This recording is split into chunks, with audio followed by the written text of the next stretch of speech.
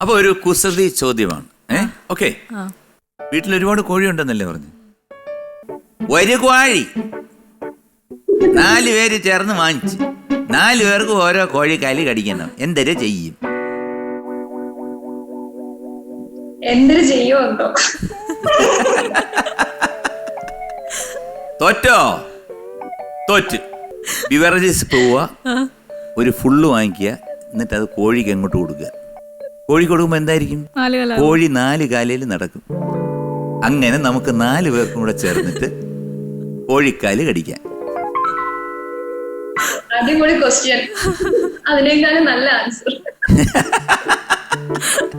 സാധാരണ ഇതിനൊരു ചടങ്ങുണ്ട്. ഓ, ഇത്രയും ചളുവായി പോയെന്ന് ഞാനും വിചാരിച്ചില്ല. ഓക്കെ, നമുക്ക് മറന്നു കളയാൻ കേട്ടോ അത്. സവാരി ഗിരിഗിരിയിൽ രണ്ടാമത്തെ ചോദ്യം ഇതാ, ശ്രദ്ധിക്കും. ഷാജി പാപ്പാനും കൂട്ടരും എത്തിച്ചേരുന്ന മൃഗാശുപത്രി സ്ഥിതി ചെയ്യുന്ന സ്ഥലം ഏതാണ്? എ വൈദേഹിമേട്, ബി കോലാഹലമേട്, സി സ്ഥലപ്പേര് കാണിക്കുന്നില്ല. കോലാഹലമേട് എവിടെയോ കേട്ട പോലെ ഒരു തോന്നല്. ഇത് മൊത്തം അച്ഛനോട് ചോദിക്കാൻ പറ്റുമോ? 4 ചോദ്യം ചോദിക്കാം. ഷാജി പാപ്പനും കൂട്ടരും എത്തിച്ചേരുന്ന മൃഗാശുപത്രി സ്ഥിതി ചെയ്യുന്ന സ്ഥലം ഏതാണ്? വൈദേഹിമേട്, കോലാഹലമേട്, സ്ഥലപ്പേര് കാണിക്കുന്നില്ല. അച്ചു അറിയോ? Only 20 seconds. വേഗം പറ. ഓപ്ഷൻ എ വൈദേഹിമേട്. എനിക്ക് തോന്നുന്ന കോലാഹലമേടാണോ? അല്ല അല്ല, വൈദേഹിമേട് ആണോ? ഓക്കെ, അച്ഛൻ്റെ ഓപ്ഷനിൽ പോവാം. വൈദേഹിമേട്.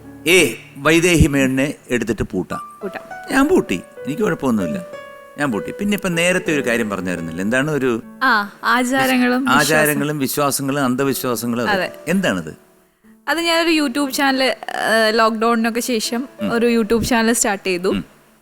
അതിലുണ്ടായിരുന്നു, നമ്മൾ നോർമലി കുക്കറി ഷോസും ഒക്കെ എല്ലാവരും ചെയ്യുന്നതായതുകൊണ്ട് ഒരു വെറൈറ്റി ചെയ്യാമെന്ന് വിചാരിച്ച് അത് ചെയ്തു. കുറച്ച് സബ്ജക്റ്റേ ചെയ്യാൻ പറ്റുള്ളൂ, കാരണം നമ്മൾ ഒന്നും അറിയാതെ മണ്ടത്തരങ്ങൾ പറയാൻ പറ്റില്ലല്ലോ. കുറച്ച് റിസർച്ച് ചെയ്തിട്ടൊക്കെ വേണം അതിനെപ്പറ്റി സംസാരിക്കാനായിട്ട്. അപ്പോൾ അങ്ങനെ കുറച്ച് വീഡിയോസ് ചെയ്തു.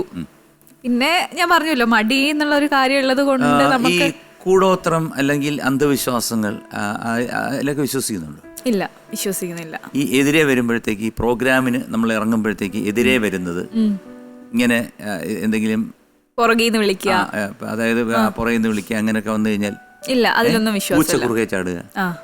ഞാൻ ഈ പുറകെ വിളിക്കുന്ന കാര്യം ചെയ്തിട്ടുണ്ടായിരുന്നു. അത് ഒന്നുമില്ല, പണ്ട് നമ്മൾ പറയുന്ന കേട്ട കാര്യങ്ങളാണല്ലോ. അപ്പൊ പണ്ട് ഈ ആൾക്കാര് നടവഴിയായിട്ടായിരിക്കും സഞ്ചരിക്കുക. ഇപ്പത്തെ പോലെ വാഹനങ്ങളോ കാര്യങ്ങളോ ഒന്നും ഉണ്ടായിരുന്നില്ല. അപ്പോൾ ആ സമയത്ത് കൂടുതൽ തടസ്സങ്ങളൊക്കെ ഏർപ്പെടുന്നത് കൊണ്ടായിരിക്കാം അവരിങ്ങനെ കൂടുതൽ പോകുമ്പോൾ, ചിലപ്പോൾ എങ്ങാനും പുറകിൽ നിന്ന് വിളിച്ചതുകൊണ്ടായിരിക്കും പോകുമ്പോൾ എന്തെങ്കിലും തടസ്സങ്ങളുണ്ടാവും, അന്ന് വരാൻ ലേറ്റ് ആവും, ചിലപ്പോൾ 1-2 ദിവസമൊക്കെ കഴിഞ്ഞിട്ടായിരിക്കും യാത്ര തിരിഞ്ഞ് വീട്ടിലെത്തുന്നത്. അപ്പം അങ്ങനെ എന്തെങ്കിലും കാരണങ്ങൾ കൊണ്ടായിരിക്കാം അങ്ങനെ പറയുന്നതെന്നാണ് എനിക്ക് തോന്നിയിട്ടുള്ളത്. പിന്നെ ഈ കൂടോത്തരത്തെ വിശ്വസിക്കുന്നു? ഇല്ല, വിശ്വസിക്കുന്നില്ല. ഇല്ല. ഞാൻ എൻ്റെ ഒരു വലിയ ഒരു ജ്യേഷ്ഠ സ്ഥാനത്തുള്ള ഒരു വ്യക്തിയാണ്. അദ്ദേഹം ഒരു ദിവസം വീട്ടിൽ വന്നപ്പം എൻ്റെ അടുത്ത് പറഞ്ഞു, ഇങ്ങനൊരു സംഭവം ഉണ്ട്, കൂടോത്രം. അത് നമ്മുടെ അയ്യപ്പൻ്റെ സ്ഥലമുണ്ടല്ലോ, അതായത് എരുമേലിയുടെ അടുത്ത് ആചാര്യൻ എന്ന് പറഞ്ഞൊരു വ്യക്തിയുണ്ട്. അദ്ദേഹം നമ്മുടെ വീട്ടിൽ വന്ന് നമ്മളെ ദ്രോഹിക്കാൻ ആരെങ്കിലും എന്തെങ്കിലും ചെയ്തിട്ടുണ്ടെങ്കിൽ എടുത്തു തരും എന്ന് പറഞ്ഞു. അങ്ങനെ ഞാനത് വിശ്വസിച്ചില്ല. അപ്പോൾ അദ്ദേഹം അവിടുന്ന് വിളിച്ച് തന്നെ പറഞ്ഞു, ഇതുപോലെ അങ്ങനൊന്നുമില്ല, നിങ്ങളുടെ വീട്ടിൽ യാതൊരു പ്രശ്നവും ഇല്ല എന്ന് പറഞ്ഞു. കുറച്ച് കഴിഞ്ഞിട്ട് 2-3 ദിവസം കഴിഞ്ഞപ്പോഴത്തേക്ക് അദ്ദേഹം വീണ്ടും വിളിച്ചു. ഒരു പ്രശ്നമുണ്ട്, ഞാൻ എന്തോ ഒന്ന് കാണുന്നുണ്ട്. ഇത് കൂടോത്തരത്തിനെ കുറിച്ച് മാത്രമല്ല പറയുന്നത്, നടന്നൊരു കാര്യം. അങ്ങനെ അദ്ദേഹം വന്നു. അദ്ദേഹം ഒരു കോമ്പസ് എടുത്ത് വെച്ചു, ഒരു പച്ചല തേച്ചിട്ടൊരു കമ്പിയിൽ അറ്റത്ത് തേച്ചു, എന്നിട്ട് ഒരു സ്ഥലത്ത് കൊണ്ടുപോയി കുത്തി കഴിഞ്ഞപ്പോൾ ഈ കോമ്പസ് കിടന്ന് കറങ്ങാൻ തുടങ്ങി. കറങ്ങിയിട്ട് അതൊരു ഡയറക്ഷൻ കാണിച്ചു. ഡയറക്ഷൻ കാണിച്ചത് എൻ്റെ വീടിൻ്റെ പൂജാമുറി ഇരിക്കുന്ന ഇതിൻ്റെ വെളിയിൽ ഒരു സ്ഥലത്താണ് ആ ഡയറക്ഷൻ വരുന്നത്. അദ്ദേഹം അവിടെ കൊണ്ടുവന്ന് കമ്പി അടിച്ചില്ല, കാരണം അവിടെ കംപ്ലീറ്റ് താഴെ കോൺക്രീറ്റും ഒരു തിട്ട പോലെ കോൺക്രീറ്റും അതിൻ്റെ മുകളിൽ നമ്മൾ ഈ ടൈൽസ് ഉണ്ടല്ലോ, ടൈൽസ് എന്ന് പറഞ്ഞാൽ മുറ്റത്തിരുന്ന വലിയ കട്ടിയുള്ള അത് കിടക്ക് ഇന്റർലോക്ക്. അദ്ദേഹം പറഞ്ഞു ഇവിടെ കുഴിക്കണം. നമ്മൾ പറഞ്ഞു ഇവിടെ കുഴിക്കണമെങ്കിൽ ആളിനെ വിളിക്കണമല്ലോ. അങ്ങനെ 1-2 പേരെ വിളിച്ചിട്ട് ഗംഭീരമായിട്ട് കുഴിച്ച് ഏകദേശം ഒരു നെഞ്ചിൻ്റെ അത്രയും ആയി. വീണ്ടും കുഴിച്ചിട്ട് അദ്ദേഹം ഇങ്ങനെ കൈയിട്ട് നോക്കി ചെന്നപ്പോഴത്തേക്ക് കിട്ടിയത് ഒരു തിടമ്പാണ്, ഒരു വിഗ്രഹമാണ്. ഞങ്ങൾ അതിശയിച്ചു പോയി. ആ തിടമ്പ് തലയും കുത്തി കിടക്കുകയാണ് അതിനകത്ത്. തിടമ്പിനെ എടുത്ത് വെച്ചിട്ട് കരിക്ക് വെള്ളമെല്ലാം ഒഴിച്ച് അതിനെ ശുദ്ധമാക്കി ഞങ്ങളൊരു അമ്പലത്തിൽ കൊടുത്തു. അവിടെ വെച്ചോട്ടെ. അപ്പോൾ ഇതൊക്കെ എങ്ങനെയാണ്? അതെനിക്ക് തോന്നുന്നു സാറിന്റെ വീടുള്ള സ്ഥലം പണ്ട് അല്ല, എന്തായാലും ഒരാൾ ഇത്ര കൃത്യമായിട്ട് അവിടെ വന്ന് ഇത് കാണണമെന്നുണ്ടെങ്കിൽ എന്താണ്?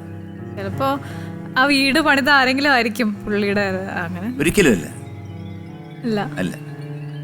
അദ്ദേഹം പല വീട്ടിലും പോയിട്ടുണ്ട്, പലയിടത്തുനിന്നും ഇതുപോലെ പല കാര്യങ്ങളും എടുത്തു കൊടുത്തിട്ടുണ്ട്. പക്ഷേ ഇത് ശ്രീകൃഷ്ണന്റെ തിടമ്പായതുകൊണ്ട് പോട്ടെ. പക്ഷെ മറ്റ് ചില ദുഷ്കർമ്മങ്ങൾ ചെയ്യുന്നത് അദ്ദേഹം അവിടെ നിന്ന് ഒരുപാട് വീഡിയോസും ബാക്കിയെല്ലാം കാണിച്ചത് ഞാൻ വിശ്വസിച്ചില്ല, ഇപ്പോഴും വിശ്വസിക്കുന്നില്ല. പക്ഷെ ഇപ്പോഴും ഉണ്ട് എന്നുള്ളതിൽ യാതൊരു സംശയമില്ല എന്നെനിക്ക് തോന്നുന്നു. പേടിയാവുന്നുണ്ടോ?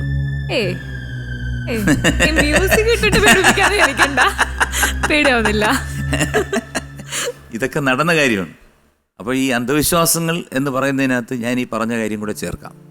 ഓക്കെ, അപ്പോ എ വൈദേഹിമേട് എന്ന് പറഞ്ഞിരിക്കുന്ന ഉത്തരം തെറ്റാണ്.